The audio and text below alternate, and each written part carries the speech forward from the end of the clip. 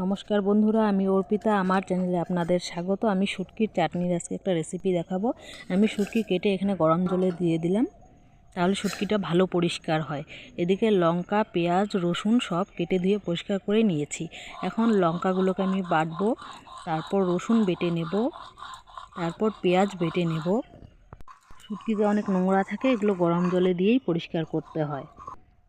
তারপর আমি উনানে চলে এলাম, কড়াই বসিয়ে দিয়েছি। কড়াই গরম হয়ে গেলে পরিমাণ মতো তেল দিয়ে দিলাম।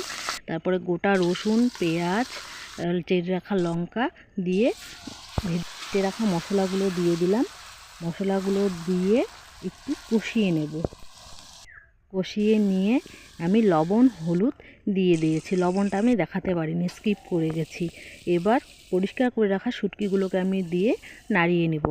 শুটকি এবং মশলা দুটোই ভাজা ভাজা হয়ে যাবে, একটু কড়া করে ভাজতে হবে। এটা নামানোর পর যেন একটু ব্রাউন কালার হয়, যে এরকম করে তেল ছাড়া পর্যন্ত ভাজতে হবে। তারপর আমি জল দিয়ে ফুটিয়ে নিয়েছি। এবার আমি নামিয়ে নেব। আপনারাও বানিয়ে খাবেন, এটা খুব টেস্টি হয়।